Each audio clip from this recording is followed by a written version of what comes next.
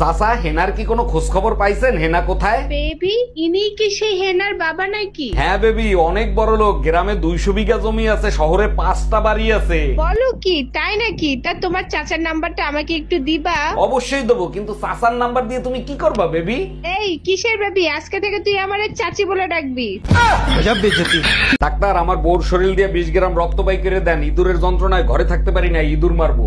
আরে অরুণ সাহেব, ইঁদুর কি আর রক্ত দিয়ে মারা যায়? ইঁদুর মারতে হইলে ভালো বিষ কিনে নিয়ে আসেন। আরে ডাক্তার, আপনি তো জানেন না, আমার বউর একবার সাপে কামড়াইছিল। সাপ মারা গেছে কিন্তু বউ মরে নাই। তোর মায়ের রক্ত দিয়ে ইঁদুর মার। অরুণ ভাই, কি হয়েছে আপনার? বউর সাথে রোমান্টিক অবস্থায় ছিলাম, যার বউ সে দেখকে ফেলাইছে। আহারে, মায়ের কি বেশি দিছে? সে মারছে ঠিক আছে, বউর কাছে নালিশ করছে, বউ আবার জাটা দিয়ে পিটাইছে। আপনার কপাল ভালো, ভাবির জায়গায় আমি হলে গোড়া দিয়ে কাটতে দিতাম। একটা শয়তান ব্যাটারি নিয়ে সংসার করি, বইয়ের কষ্টও বোঝে না, বইয়ের যত্নও করে না। এখন তুমি কি বলতে চাও? কাজ বাজ সব বন্ধ করে ঘরে বসে তোমার আদর যত্ন করি? পাশের বাড়ির ভাবিরা দেখো, বিয়ে হয়েছে 10 বছর হয়েছে, তাও সবাই ওরা কত আদর যত্ন করে রাখে। ভাবিরে তো আদর যত্ন করবেই। 10 বছরে 7টা বাচ্চা হয়েছে একটা পেটে, এখন কি তোমারে আদর যত্ন করার ব্যবস্থা করে দেবো?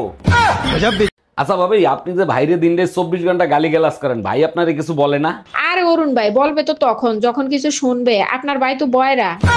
ও আচ্ছা, ছেলে মেয়ের সাথে তো ভাইয়ের কোনো মিল নাই, ছেলে মেয়ে তো আপনাদের। ছেলে মেয়ে আমার, কিন্তু বাপ আরেকজন। আপনার বাইরে প্রতিদিন বলি, কিন্তু সে তো কানে শুনে না। কানে শোনে না ভালো কথা, চোখে তো দেখে, তাও কিছু বলে না। বলতে তো চায় অনেক কিছু, কিন্তু কেমনে বলবে? সে তো জন্মগত বোবা। অরুণ ভাই, আজকে আপনার বাসায় এত শান্তি, ভাবি কি বাসায় নাই? আরে ভাবি, ঘরে শান্তি তখন থাকে যখন বউ বাইরে থাকে অথবা বউ চার্জিং এ থাকে। এখন বউ চার্জিং এ আছে। ভাবি চার্জিং এ আছে মানে? ও, বুঝতে পারছি, ভাবি ফোন চার্জ দিচ্ছে। আরে না ভাবি, 2 ঘন্টা ধরে তার মা আর বোনের সাথে কথা বলতেছে, আর 1 ঘন্টা হয়ে গেলেই ফুল চার্জ হয়ে যাবে। এই শোনো না, মাংস খাইতে ইচ্ছা করতেছে, আজকে একটু মাংস রান্না করো না। আচ্ছা ঠিক আছে, এলাচি শেষ হয়ে গেছে, এলাচি নিয়ে আসো। শোনো, বড়দের সম্মান দিয়ে কথা বলা শেখো। এলাচি আমার মায়ের নাম। এই শোনো, আম্মা জানার নাই, শেষ হয়ে গেছে। তোমার একই কথা বলতে বলতে মাথা নষ্ট হয়ে গেল। তুমি বাংলা বোঝো না? না, বুঝি না। তোমার বাংলা তোমার বাপ মারে বুঝাইও, আমারে বুঝাইতে আইসো না। দেখো, আমার বাপ মা কখনো মেয়েদের গায়ে হাত তোলা শিখায় নাই। বিদ্যুৎ বিভাগ থেকে বলছি, বলুন আপনার কি সেবা করতে পারি? ম্যাডাম, 5 মিনিটের জন্য বিদ্যুৎটাকে একটু বন্ধ করা যাবে? অবশ্যই করতে পারবো, যদি জরুরি কোনো সমস্যা হয়। বলেন কি সমস্যা? ভাবির সাথে দেখা করতে আসছি, হঠাৎ করে ভাই চলে আসছে। বিদ্যুৎ বন্ধ করলে অন্ধকারে আমি বের হয়ে যেতে পারি। আচ্ছা ডাক্তার, অপারেশনের পরে কতদিন থাকতে হবে আমার হসপিটালে? যদি আপনার অপারেশন সাকসেসফুল হয় তাহলে 15 দিনের মতন থাকতে হবে। ও মাই গড, বলেন কি? 15 দিন? একটু কম করা যায় না? দোয়া করেন, যদি অপারেশন সাকসেসফুল না হয় তাহলে 1 ঘন্টায় ছেড়ে দেবো। বাবা সায়ান, বলো তো 6 দুগুনি কত? 6 দুগুণা 17। সাবাস, আমার বিশ্বাস বড় হয়ে তুমি ইঞ্জিনিয়ার হবে। অরুণ ভাই, আমার ছেলেরে আপনি সব কি পড়াচ্ছেন? ওর ভবিষ্যৎ তো অন্ধকার হয়ে যাবে। 6 দুগুণা তো 12 হয়, 17 হয় কিভাবে? আরে ভাবি, এর আগে তো 6 দুগুনি 40 বলতো, পিটাইতে পিটাইতে 6 দুগুনি 17তে আনছি। আমার বিশ্বাস এরপরে 6 দুগুনি 12ই বলবে। আরে অরুণ ভাই, আপনার মাথা ফুললো কি করে?